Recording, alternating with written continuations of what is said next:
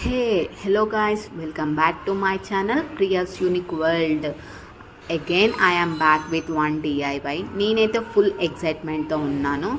చెప్పాను కదా, నా వీకెండ్స్ నేనైతే ఫుల్ బిజీ ఉంటాను. అంటే అవుటింగ్స్ కాకుండా ఇలాంటి డిఐవై క్రాఫ్ట్స్ ఇలా చేయడానికైతే నేను ఎక్కువ ఇంట్రెస్ట్ చూపిస్తూ ఉంటాను.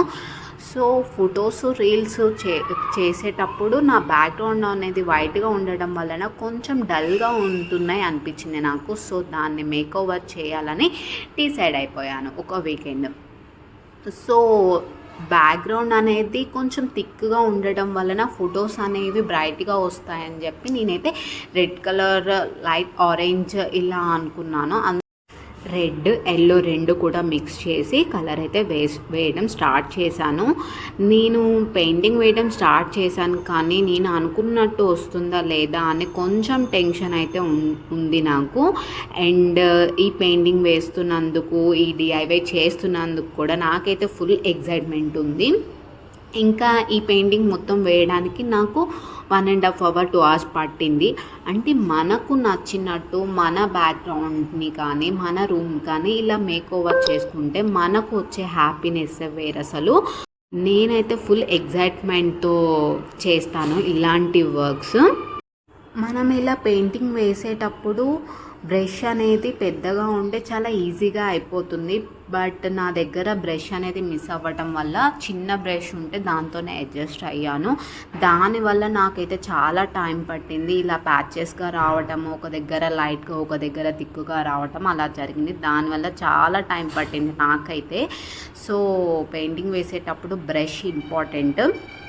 ఇంకా మొత్తం వేసేసాను. కలరు వేసిన తర్వాత దాని పైన మనకు నచ్చిన డిజైన్స్ వేసుకోవచ్చు. లైక్ ఫ్లవర్స్, ట్రీస్, ఇంకా చిన్న చిన్న బొమ్మలు, హార్ట్స్ ఇలా ఏమన్నా వేసుకోవచ్చు. బట్ నాకు టైం లేకపోవడం వలన ఈజీగా అయిపోతుందని చెప్పి నేనైతే ఇలా హార్ట్స్ అనేవి చూస్ చేసుకున్నాను.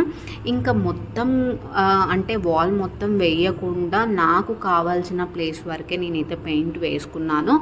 అండ్ ఈ హార్ట్స్ కూడా మొత్తం వేయలేదు, ర్యాండమ్గా అక్కడొకటి అలానే వేశాను.